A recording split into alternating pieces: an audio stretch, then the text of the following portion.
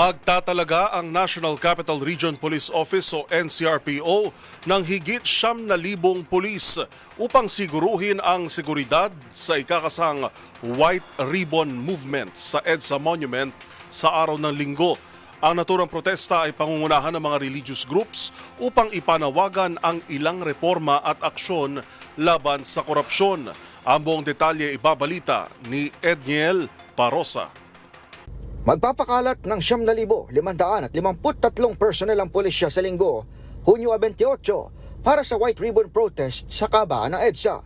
Ito ang faith-based prayer rally na inorganisa ng parehong utak sa likod ng naunang mga trillion peso march kontra katiwalian. Ayon kay NCRPO spokesperson, Police Major Hazel Asilo, wala naman sila nakikitang banta at sa halip, proactive deployment lamang ang inihahanda ng puwersa. Sentro ng White Ribbon ang People Power Monument na sakop ng QCPD, kung saan inaasahang lalahok ang nasa 10,000 katao batay sa mga organizer. Pero bilang saklolo, nag-deploy rin ng Civil Disturbance Management Contingent ng Eastern Police District sa paligid ng EDSA Shrine.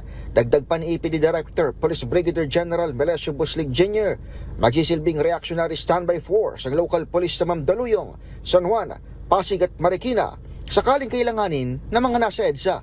Bagamat iginagalang ng PNP ang karapatan ng bawat isa sa malayang pamahayag, tiniyak ni PNP Chief Police General Jose Melencio Nartates Jr. na mararatiling apolitikal ang pulisya.